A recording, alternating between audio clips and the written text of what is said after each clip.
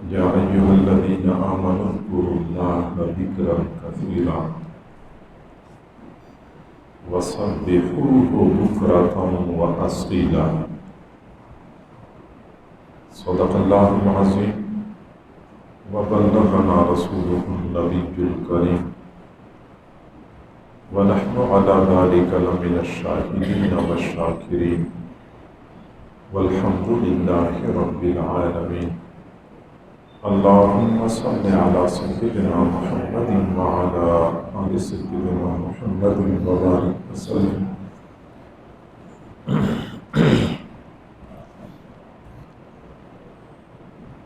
جس طرح انسانی جسم کی بقا کے لیے روح ضروری ہے،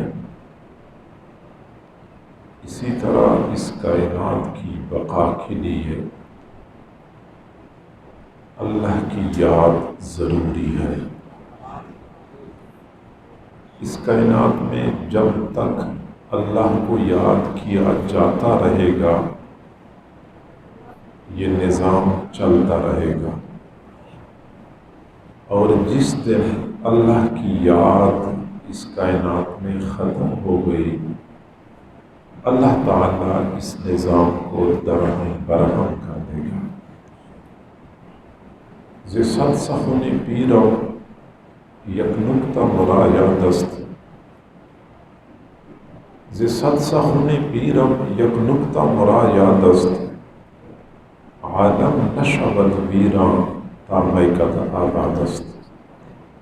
مجھے اپنے شیخ کی 100 باتوں میں سے ایک نکتہ یاد ہے کہ جب تک اللہ کی محبت کی شراب پلانے والے میخانے آباد رہیں گے تب تک یہ عالم آباد رہے گا۔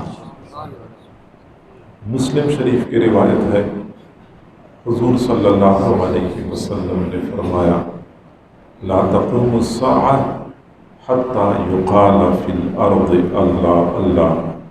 اس وقت تک قیامت واقعہ نہیں ہوگی جب تک روئے زمین پر اللہ اللہ کہا جاتا رہے گا۔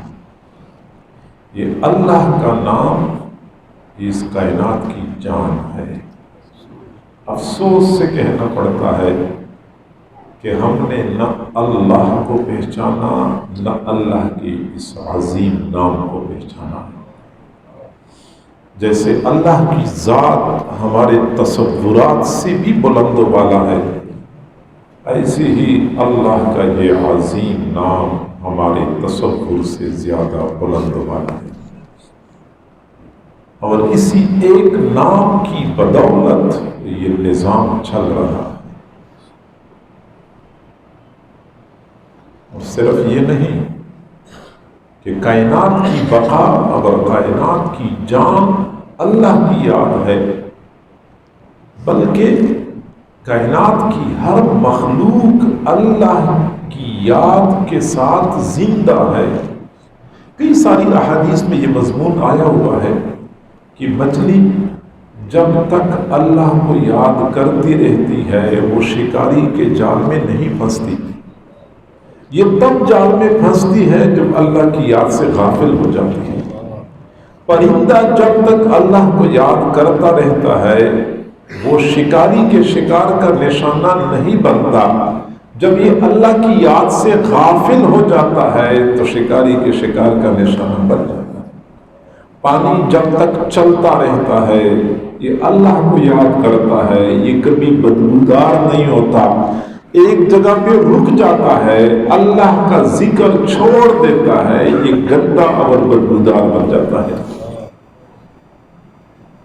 اور انسانوں کے بارے میں بھی رسول اللہ صلی اللہ علیہ وسلم نے یہی بات بتائی ہے، مثل الذی یذکر ربہ والذی لا یذکر کمثل الحی والمیت۔ جو اللہ کو یاد کرتے ہیں وہ زندوں کی مانند ہے، جو اللہ کو بھول چکے ہیں وہ مردوں کی مانند ہے۔ تو اللہ کی یاد کسی انسان کے لیے بھی بقا اور حیات کا ذریعہ ہے۔ حضرت خواجہ بایزید بستامی رحمۃ اللہ علیہ کے 2 مریدین حضرت سے ملنے کے لیے ان کے شہر بستام میں پہنچے۔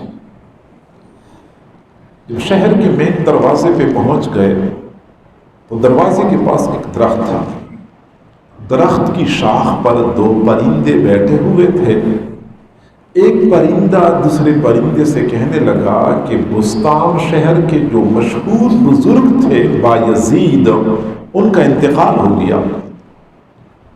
اب پرندے آپس میں بات کر رہے تھے. اللہ تعالیٰ نے اپنی قدرت سے ان مریدین میں سے ایک مرید پر پرندے کی وہ بولی منکشف کر دی.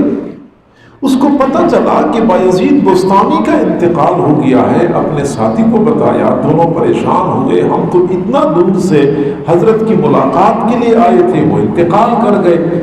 پھر سوچا چلو جنازے میں شریک ہو جائیں گے. جنازے کی نیت سے چلے. حضرت کی خانقاہ میں پہنچے.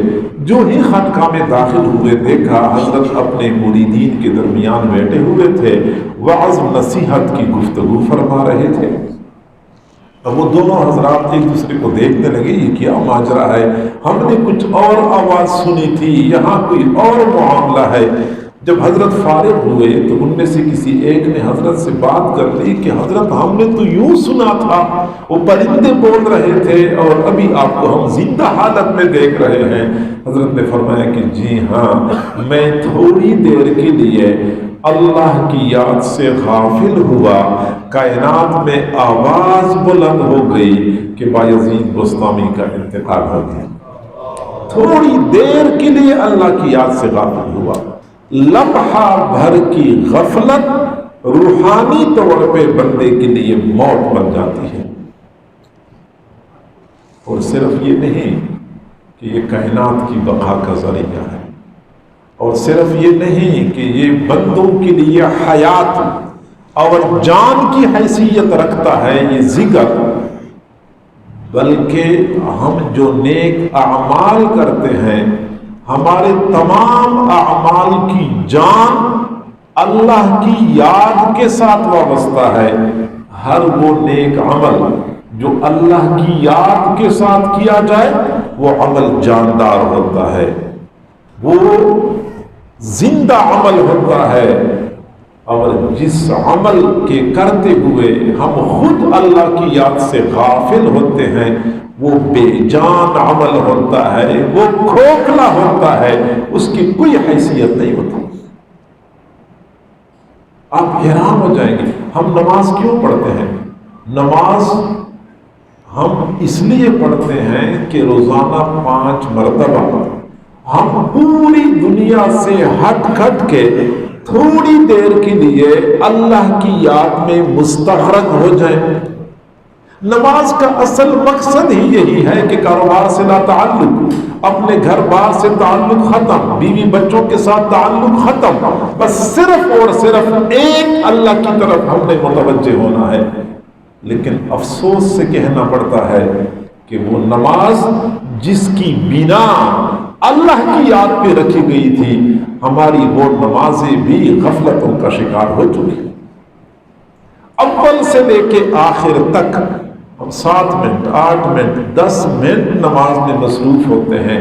ایک بار بھی اللہ کی طرف ہمارا دھیان نہیں جاتا. میرے بھائیوں، جب ہم 4 رکعت نماز پڑھتے ہیں تو 20 مرتبہ ہم اللہ کا لفظ بولتے ہیں، اللہ اللہ، لیکن 20 مرتبہ اللہ کا نام بولتے ہوئے بھی ایک مرتبہ اللہ کی طرف ہمارا دھیان نہیں جاتا. نمازیں جو ہماری اتنی غفلت سے بھرپور ہیں، نمازوں سے باہر کی زندگی کا کیا حال؟ کسی اللہ والے سے پوچھا گیا کیا نماز میں آپ کو دنیا کے خیالات آتے ہیں؟ فرمایا نہ نماز سے باہر دنیا کے خیالات آتے ہیں، نہ نماز میں دنیا کے خیالات آتے ہیں. اور دنیا کے خیالات کیا آئیں؟ ایک مرتبہ بندہ اللہ کی یاد پہ آ جاتا ہے، ایک بار بندے کو ذکر کی کا نشہ چڑھ جاتا ہے. یہ دنیا کے نشے بندے کو اپنی طرف متوجہ نہیں کر سکتے. نماز ہم کیوں پڑھتے ہیں؟ قرآن مجید فرقان حمید نے ہمیں بتایا، ذکر اسم ربہ فصلی. اس بندے نے نماز پڑھ لی، اس بندے نے اللہ کا نام لیا پھر نماز پڑھی. گویا کہ نماز پڑھنے سے پہلے اللہ کو یاد کرنا ہوتا ہے. ذکر اسم ربہ فصلی، اللہ کا نام لیا پھر نماز پڑھی. نماز سے پہلے اللہ کا ذکر. اچھا نماز کے دوران کیا کرنا ہوتا ہے؟ فرمایا اقیم الصلاۃ لذکری، نماز میری یاد کے لیے قائم کرو. گویا کہ نماز کے دوران بھی اللہ کو یاد کرنا ہوتا ہے. اچھا نماز کے بعد کیا کرنا چاہیے؟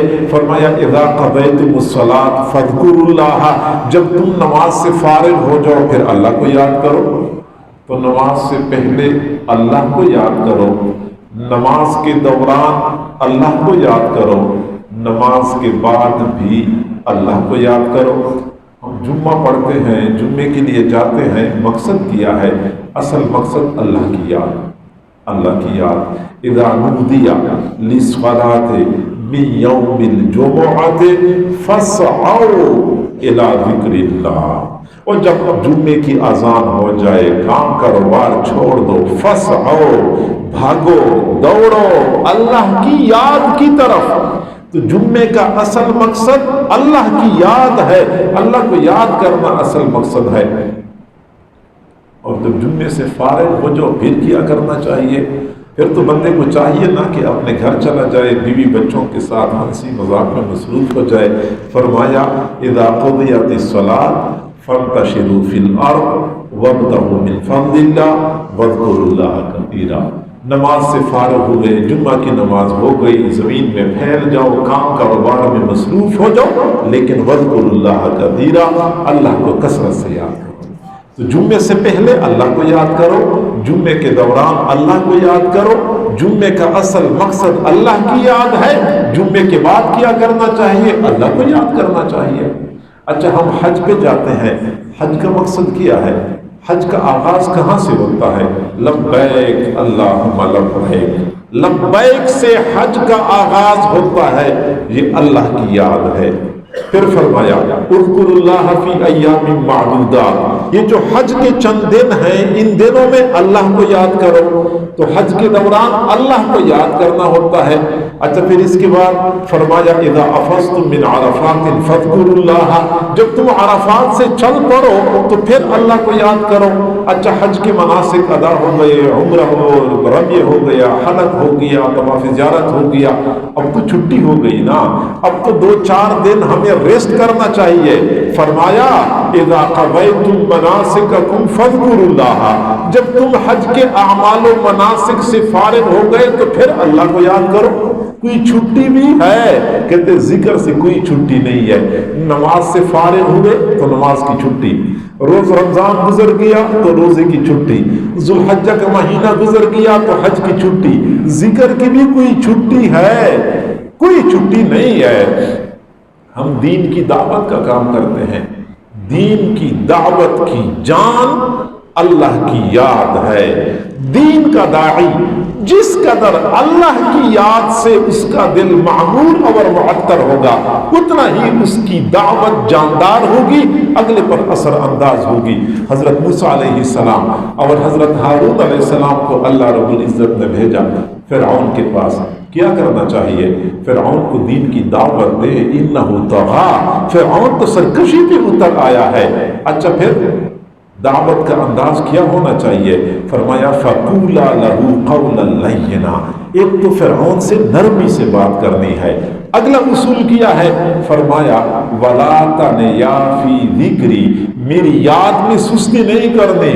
فرعون کو جو تم دعوت دو نا تو اس وقت میری یاد میں تم مگن ہو جاؤ، میری یاد کی طرف متوجہ ہو جاؤ. کیونکہ جو داعی خود اللہ کے ساتھ جڑا ہوا نہیں ہوتا، اس کی دعوت کے ذریعے دوسرے لوگ کیسے اللہ سے جڑیں گے؟ جو خود اللہ سے غافل ہوگا وہ کیسے لوگوں کو اللہ کی طرف متوجہ کر سکے گا؟ لہٰذا میری یاد میں سستی نہیں کرنی. اچھا ہم نے دعوت تو دے دی لیکن انہوں نے دعوت قبول نہیں کی، بات نہیں بنی، نرمی سے فائدہ نہ ہوا. پھر شریعت کہتے ہیں کہ اب انداز بدل لو اور دوسرے طریقے سے اس کو سمجھاؤ. پھر جو دوسرا طریقہ ہوتا ہے اس میں بھی بتایا ہے کہ پھر بھی اللہ کو یاد کرنا ہوتا ہے. اذا لقیتم فئتا، جب تمہارا دشمن کی جماعت کے ساتھ سامنا ہو جائے، مورچہ زن ہو گئے، اور تھوڑی دیر میں معرکہ برپا ہونے والا ہے، اب توجہ کس چیز پہ ہونی چاہیے؟ پوری توجہ دشمن کے اوپر ہونی چاہیے، دشمن کی نقل و حرکت کو مد نظر رکھنا چاہیے۔ فرمایا نہیں، فثبتوا، ڈٹ جاؤ۔ ڈٹنے کے لیے کوئی آپ کے پاس نسخہ ہے؟ دشمن زیادہ اور ہم تھوڑے، ان کے پاس اسلحہ، ہم نہتے، ہم کیسے دشمن کے سامنے ڈٹ جائیں؟ کوئی طریقہ ہے؟ فرمایا وَاذْكُرُوا اللَّهَ كَثِيرًا، اللہ کو کثرت سے یاد کرو۔ عین اس وقت بھی اللہ کو یاد کرنا ہے۔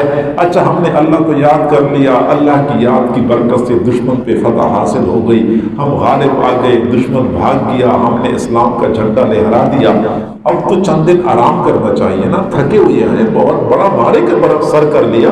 فرمایا نہیں، فَإِذَا أَمِنْتُمْ فَاذْكُرُوا اللَّهَ، جب تم امن پہ آ گئے نا، جہاد ختم ہو گیا، مارکا ختم ہو گیا، امن قائم ہو گیا، تو پھر اللہ کو یاد کرو۔ وہ کون سا لمحہ ہے جس میں اللہ کی یاد سے چھٹی دی گئی ہے؟ اب اللہ کو یاد کرنے کی کوئی ضرورت نہیں ہے۔ میرے بھائیوں، نمازیں دن رات میں 5، اگر نفل ساتھ ملائیں گے تو نوافل بہت سارے ہیں، لیکن اس کے باوجود دن رات میں کچھ اوقات ایسے ہیں جن میں نماز پڑھنا جائز ہی نہیں ہے۔ جیسے سورج طلوع ہوتے وقت، عین دوپہر کے وقت، سورج غروب ہوتے وقت نماز پڑھنا جائز ہی نہیں ہے۔ روزہ رکھتے ہیں، سال میں 30 روزے ہیں، اگر ہم نفل روزے رکھتے ہیں تو بہت سارے ہیں، لیکن سال میں 5 ایام ایسے ہیں جن میں روزے رکھنا جائز ہی نہیں ہے۔ حج ہے، ذوالحجہ کے مہینے میں ہے، اور پھر سال کے 11 مہینوں میں حج کرنا جائز ہی نہیں ہے۔ ہاں، ہر عبادت کا وقت متعین، کچھ اوقات ایسے ہیں جن میں وہ عبادت کرنا جائز ہی نہیں ہے۔ ذکر وہ واحد عبادت ہے جس کی کوئی حد نہیں ہے، کوئی حد نہیں ہے، کوئی وقت متعین نہیں ہے۔ ہر لمحہ، ہر گھڑی، ہر آن اللہ کو یاد کرنا، یہ نہ صرف یہ کہ جائز ہے بلکہ ہمیں حکم دیا گیا ہے، بھائی بوضو ہیں تو اللہ کو یاد کرو، بے وضو ہیں تو اللہ کو یاد کرو۔ یہاں تک کہ اگر بشری تقاضوں کی وجہ سے جسم پر کپڑے نہیں ہیں، پھر بھی دل ہی دل میں اللہ کو یاد کرو۔ بیت الخلاء میں چلے گئے، زبان سے اللہ کو یاد کرنا جائز نہیں ہے، پھر بھی دل ہی دل میں اللہ کو یاد کرو۔ یعنی کوئی ایسا لمحہ نہیں ہے جس میں اللہ کی یاد سے بندے کو چھٹی مل جائے۔ میرے بھائیوں، سمجھ نہیں آتی کہ ہمیں نماز کی اہمیت کا پتہ ہے، ہمیں روزے کی اہمیت کا پتہ ہے، ہمیں حج اور عمرے کی اہمیت کا پتہ ہے، ہمیں ذکر کی اہمیت کا پتہ کیوں نہیں؟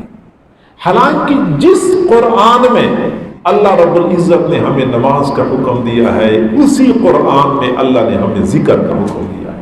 اور میں بڑے وثوق سے یہ بات کرتا ہوں کہ نماز کی اہمیت پر دلالت کرنے والی آیات تھوڑی ہیں، ذکر کی اہمیت پر دلالت کرنے والی قرآنی آیات کئی گنا زیادہ ہیں۔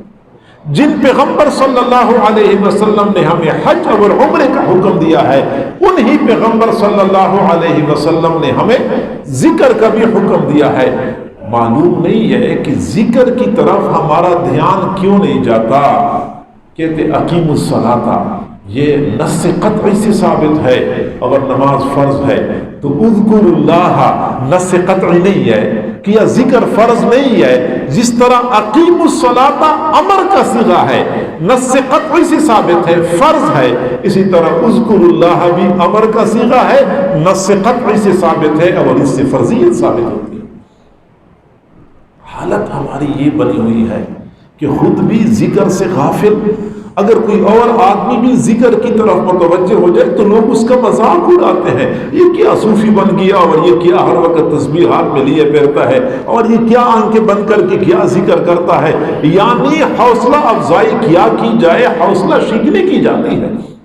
میرے بھائیوں، ذکر وہ عظیم عبادت ہے جس کی اہمیت کا لوگوں کو احساس و ادراک نہیں۔ اللہ کا نام لیتے ہیں، سچی بات یہ ہے کہ اس کی وجہ سے بندے کی رگ رگ اور ریشے ریشے میں لہریں اٹھتی ہیں، کبھی ہم نے اس انداز سے اللہ کا نام نہیں لیا جس انداز سے لیتے ہوئے ایک مرتبہ اللہ کا نام بندے کے اندر انقلاب ہوا گا۔ ثم تلین قلوبهم وجلودهم الى ذکر اللہ، اللہ کو یاد کرتے ہیں دل بھی نرم ہو جاتے ہیں، یہ کھالے بھی نرم ہو جاتے، تقشعر جلودهم، ان کے بال کھڑے ہو جاتے ہیں، رونگٹے کھڑے ہو جاتے ہیں جب اللہ کا نام لیتے ہیں۔ حضرت خواجہ ابو الحسن خرقانی رحمۃ اللہ علیہ اپنی مجلس میں بیٹھے لوگوں کو ذکر کی اہمیت کے بارے میں بتا رہے تھے۔ مجمع میں ایک فلسفی بندہ بیٹھا ہوا تھا، بو علی سینا۔ بو علی سینا نے جب یہ سنا تو کہنے لگا یہ تم لوگ ذکر کی باتیں کرتے ہو کہ اللہ کی یاد میں اتنا اثر ہے، اللہ کی یاد میں اتنا اثر ہے، ہمیں تو نہیں سمجھ آتی کہ اللہ کی یاد میں اتنا اثر ہو۔ تو حضرت نے جلال کے عالم میں فرمایا، اے خر تو چمیدانی اور گدے تو کیا جانتا ہے۔ اب اتنا بڑا مفکر بھرے مجمع میں جب گدا کہہ دیا تو وہ تو غصے سے لال پیلے ہو گئے، جسم کانپنے لگا، منہ سے جھاگ نکلنا شروع ہو گئی، غصہ چہرہ سرخ ہو گیا، حواس خراب ہو گئے۔ حضرت خواجہ ابو الحسن خرقانی رحمۃ اللہ علیہ کیا ہوا؟ بو علی سینا آپ کی تو کیفیتیں بدل گئی۔ کہنے لگا مجھے بھرے مجمع میں گدا کہہ دیا، میری تو کیفیت بدلنی تھی۔ فرمایا اگر گدے کے نام میں اتنی تاثیر ہے کہ آپ کو بدل کے رکھ دیا تو اللہ کے نام میں تاثیر کیوں نہیں؟ میرے بھائیوں، ہمیں چاہیے کہ ہم اللہ کو کثرت سے یاد کریں، کثرت سے یاد کریں۔ تین طرح کے لوگ ہوتے ہیں اللہ کی یاد کے حوالے سے، اللہ کے ذکر کے حوالے سے۔